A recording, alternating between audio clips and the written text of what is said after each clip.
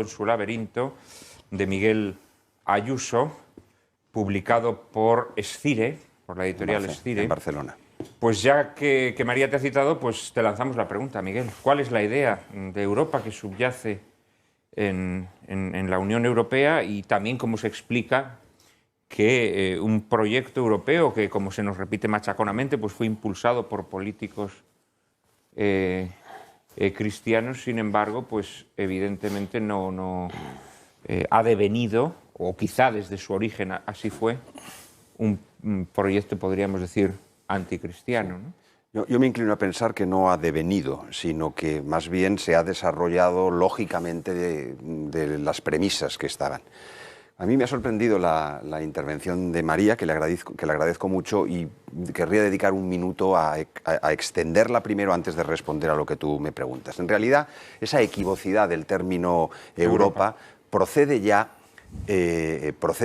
de un texto clásico, el texto clásico de Novalis, que escrito a finales del 18, pero publicado me parece que en 1825 o 1826, es decir, pues 20 o 25 años después de la muerte del propio Novalis, que se llamaba Christenheit oder Europa, la cristiandad o Europa. Pero es que ese o, claro, esa conjunción sirve lo mismo para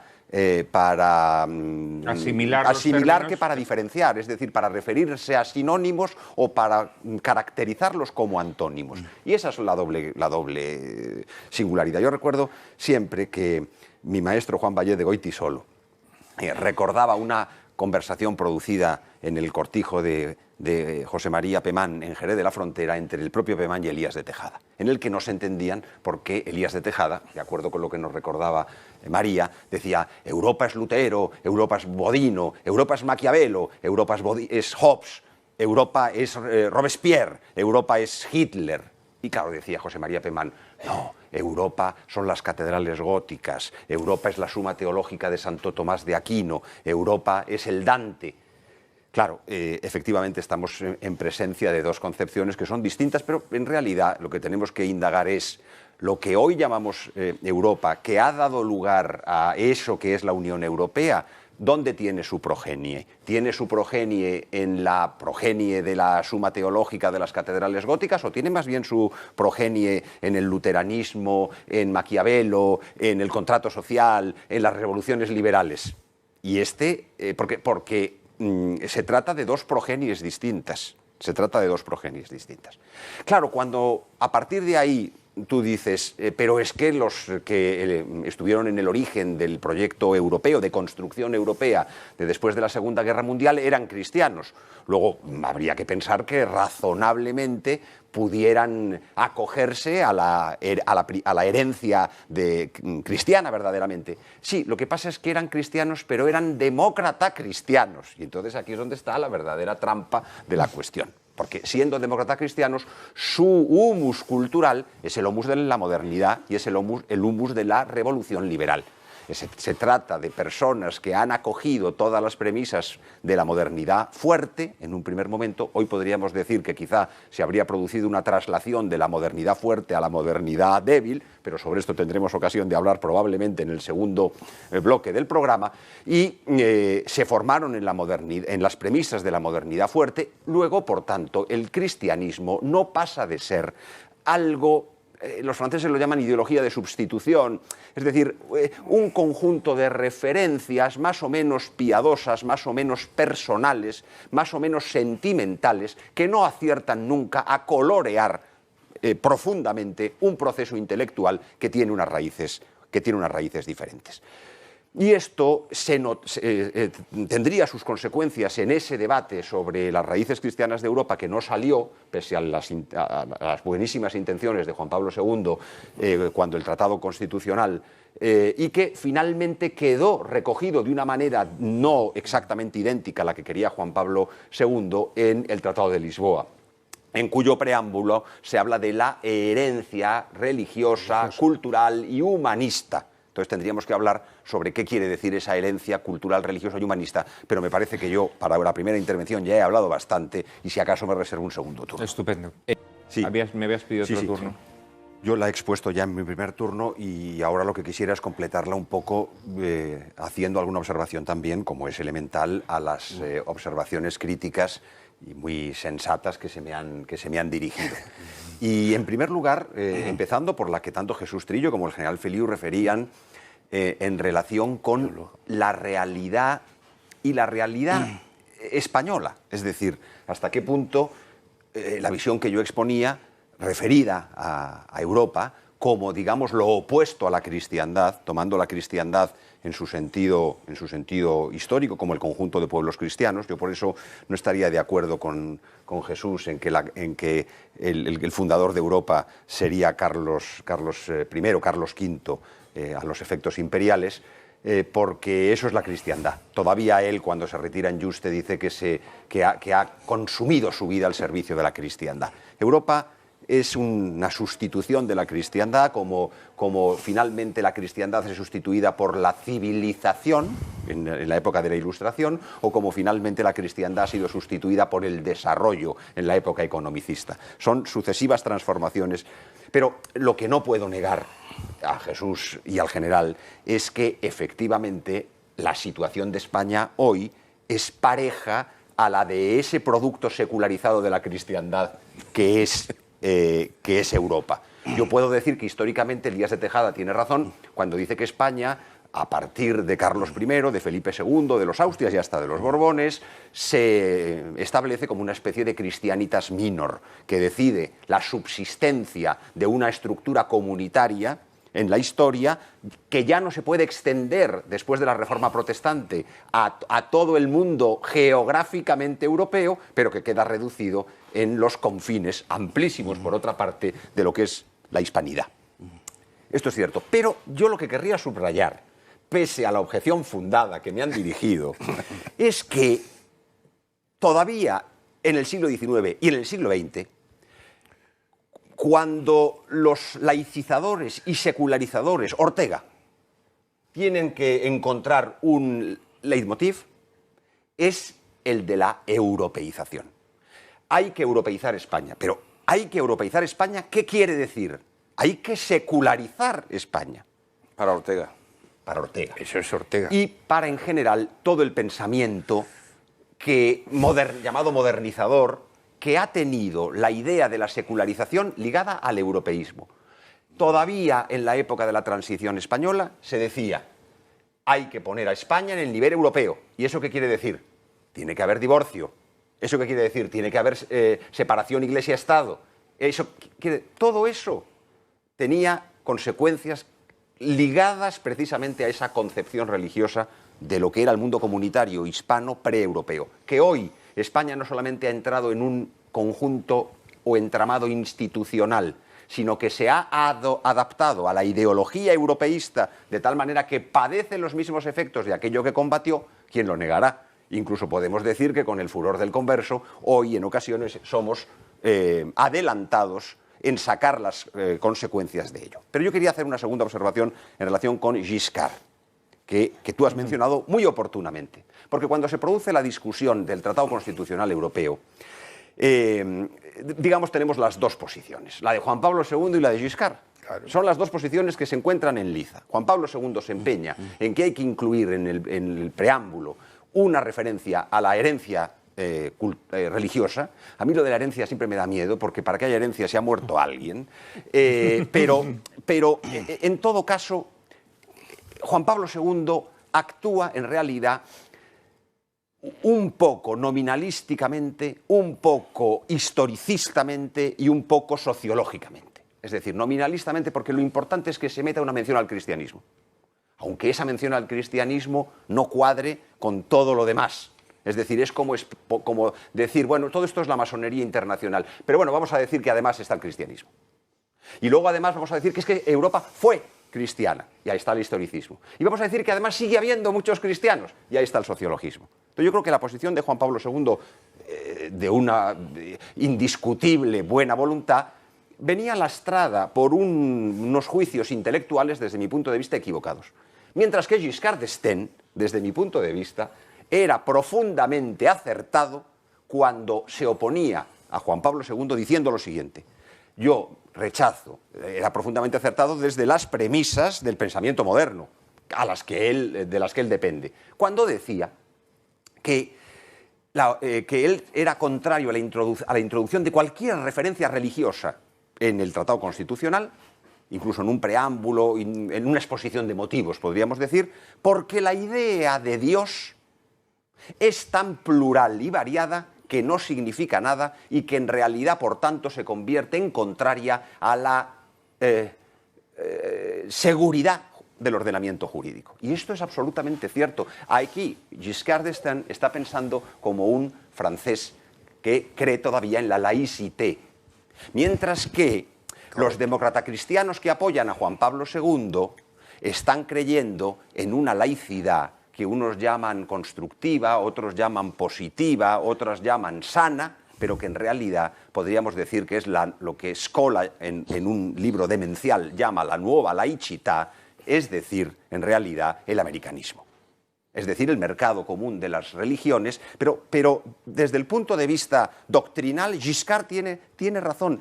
Una idea de Dios que no significa nada, solamente lleva a que el ordenamiento jurídico vaya a implosionar. Perdón.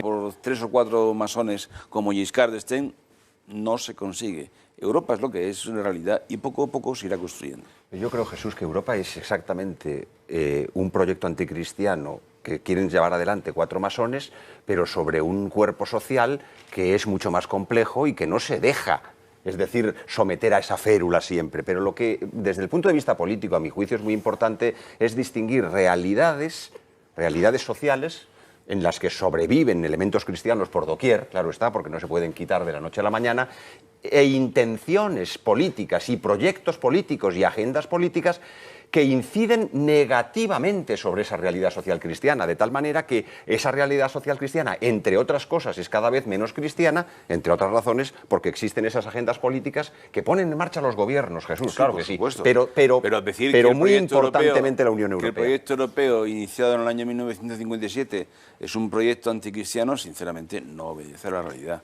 Porque además el señor Giscard d'Estaing no tenía nada que ver con aquel proyecto. En sus orígenes no, ciertamente. Lo que ocurre es que yo creo que no hay tanta diferencia. Ni él, ni los masones que le acompañaban posteriormente. Pero yo creo que nace masónico el proyecto. No se puede decir que Adenauer, yo creo que De Gasperi eran gente que pensara así, en absoluto. Otra cosa es que, oye, al final el resultado de la civilización y la cultura actual es lo que es, pero eso no es Europa o no Europa. Es que vivimos en un mundo absolutamente increído, absolutamente ha expulsado a Dios de la sociedad, pero ese es un problema de la civilización actual. Ya, pero es que esa expulsión de alguna manera la han pilotado estos grandes prohombres de la política europea, de la democracia cristiana. Ellos han sido al final quienes han ido poniendo las bases para que lo que ha venido haya sido posible. Yo creo que en ese sentido... Sí, eso ocurre en Europa y en los propios países, porque tendríamos que hacer la historia de la democracia cristiana italiana. Antes hablabais de Ortega, para ver lo que ha ocurrido antes allí. hablabais de Ortega, intelectual muy promocionado, digámoslo así, por los poderes establecidos, contra el que se alzó la voz de un intelectual mucho menos promocionado, pero indudablemente... En fin, es como comparar a Dios con un gitano, ¿no? Que es Miguel de Unamuno. Claro. Miguel de Unamuno sí detecta esa intención europeizadora, ¿eh? Y aunque él estaba empachado de lecturas protestantoides, ¿no? Sin embargo, él era constitutivamente católico. Y hay una rebelión en él, contra esa europeización que postula Ortega. Como el maestro de la madurez final descubre la malignidad de la europeización, o como el García Morente que se convierte durante la guerra, hace uno de los ejes de su producción intelectual de esos años y hasta que se muere, y que se muere pronto. Pero el resto de los estados, pues una actividad agrícola desindustrializada, turismo y, lógicamente, con unas limitaciones, un encorsetamiento de su soberanía nacional que llega a unos grados donde podemos decir que los estados realmente desaparecen. Bien, cuadro desolador el que nos trazas, pero a mi modo de ver muy atinado. Miguel, me habías pedido la palabra. Sí, yo estoy muy de acuerdo con lo que acaba de decir Alfredo Ayué. pero y yo no tengo la competencia técnica que él ha exhibido con estos tratados y reglamentos últimos que son francamente preocupantes. Pero yo sí me iba a permitir hacer alguna glosa a lo que acaba de decir Alfredo, en el sentido de contextualizar esos datos tan concretos y ampliar un poco ese contexto en el que se enmarcan. En primer lugar, comparto y me gustaría insistir, porque creo que es útil hacerlo, en que el Tratado de Lisboa es un subrogado del Tratado Constitucional fallido. Es un subrogado. Alfredo lo ha dicho muy bien, es el Tratado Constitucional sin aliento constitucional. Lo que pasa es que yo ahí creo que el propio Tratado Constitucional ya no tenía aliento constitucional. Era altamente discutible desde el punto de vista técnico. Yo no creo demasiado en el poder constituyente, creo que es un mito. Pero claro, los constitucionalistas están obligados a admitir que existe un poder constituyente. Claro, y si nosotros admitimos que en realidad el Tratado Constitucional, la Constitución Europea es un tratado, hombre, una Constitución no puede ser un tratado y no puede salir de una convención. El íter a través del cual se iba a producir esa Constitución es lo contrario a una Constitución, es lo más cercano a una carta otorgada, lo cual es una ironía de la historia, que de nuevo, igual que las cartas otorgadas estuvieron en el origen de lo que fueron las constituciones nacionales, que también las cartas otorgadas están en el origen del constitucionalismo pretendidamente europeo. Y luego también, una constitución que es un tratado, pues es algo pintoresco, pero también una constitución sin Estado también es algo pintoresco por el momento, porque las constituciones son de los estados. Igual llega un momento en el que podemos pensar en otra cosa al estilo anglosajón, de que en realidad las constituciones no son de los estados, sino que son frente a los estados. Pero sobre esto habría que discutir mucho si esta visión esta visión un poco arcádica del constitucionalismo inglés y anglosajón se ajusta a la realidad más o menos. Pero el contexto al que yo aludía, después de esta referencia singular al tema de la Constitución Europea y por remachar lo que ha dicho Alfredo, con lo que concuerdo, sería en realidad describir esencialmente el proceso conceptual que está en el fondo de todo lo que es la evolución de la Unión Europea tal y como ha sido ilustrada. Y es subrayar que estamos en presencia de una construcción. Cuando se llama construcción, esto no es una casualidad, es algo querido, es decir, estamos en el seno del pensamiento jurídico-político llamado constructivista. Por eso, precisamente, se pretende que que sea la constitución previa al cuerpo político que debería constituirse, es decir, la tesis habermasiana delirante de que la Constitución va antes que el cuerpo político, que es la Constitución la que constituye al cuerpo político, no la que ese cuerpo político se dota de una Constitución, que ha sido el mecanismo, tradicional en el derecho constitucional. Estamos en presencia de una construcción. Esta construcción se basa en el federalismo funcionalista, no en el federalismo puro, es decir, en el de ir a una forma de Estado federal, porque esto hoy aquella vieja discusión entre la tesis federal o la tesis confederal carece de interés, porque lo que se ha impuesto es el federalismo, pero no el federalismo como forma de Estado, sino lo que Friedrich, el gran constitucionalista y politólogo, llamó el federalismo como proceso. Lo que hay es un proceso federalizante que afecta a todo. Afecta a las instituciones europeas y afecta a los estados. El caso español es un caso clarísimo de federalismo sin federalismo. O de federalismo sin Estado federal, si se quiere decir de una manera que sea mucho más clara. Luego, por tanto, estamos en presencia de una construcción. Es una construcción que se desenvuelve movida por el federalismo como proceso funcionalista. Ese funcionalismo es en lo que se ha ido concretando el proceso. Va avanzando del carbón y del acero, y esto tiene una gran relevancia desde el punto de vista político. El general lo subrayaba antes en una de sus intervenciones iniciales y creo que es oportuno también recordarlo.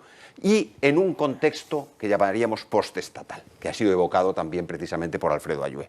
Y esta es la clave de todas las anomalías de esta situación, que no pueden, sobre todo en un contexto de crisis económica, pero de crisis mucho más profunda que una crisis puramente económica, porque esta crisis es, como dicen los cursis, sistémica, pues efectivamente no puede sino producir esas consecuencias, que inexorablemente se tenían que producir, pero que ahora se producen con una radicalidad y con una evidencia que viene derivada por este contexto concreto de crisis sistémica.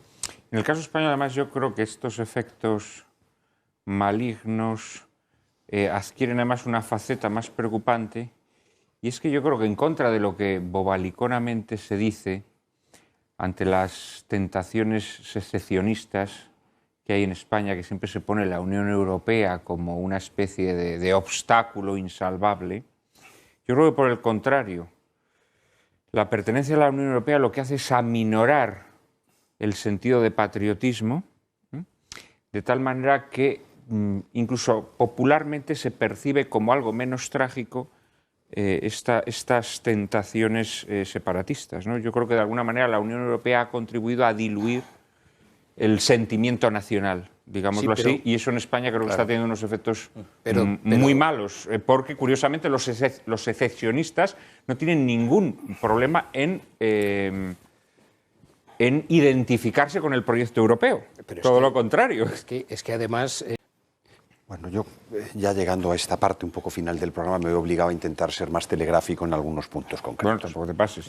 Vamos a ver, yo tengo la impresión de que miradas las cosas con un ojo insuficientemente crítico, pues puede dar la impresión de que la Unión Europea garantiza el buen gobierno, es decir, el gobierno de los técnicos, frente a ese mal gobierno que las democracias, hoy cada vez más denostadas hoy, por lo menos en su praxis, aunque no en sus principios, exhiben, que la Unión Europea haría protesta de garantizar la gobernanza, la subsidiariedad.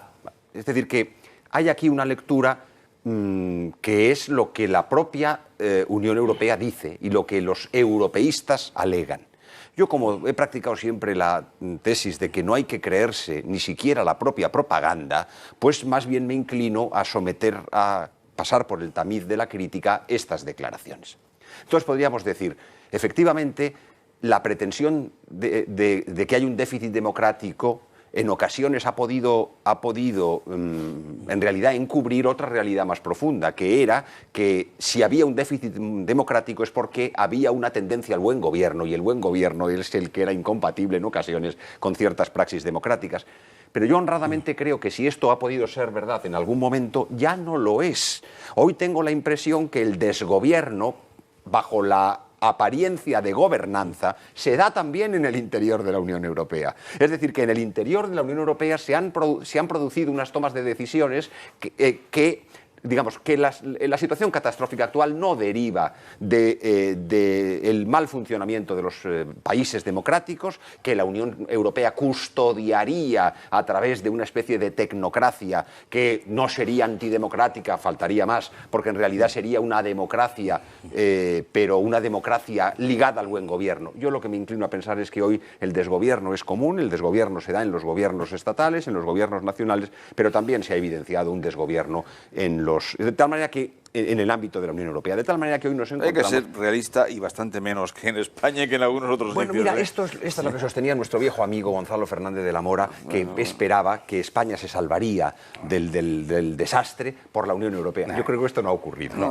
Ni es fácil. Yo creo que esto no ha ocurrido. Y luego esto lo podríamos trasladar a todo lo demás, pero no lo voy a hacer, a la subsidiariedad, que es digamos que es la utilización de un término de la doctrina social de la Iglesia que se le vacía de contenido, que se le desnaturaliza. Pero ahí está.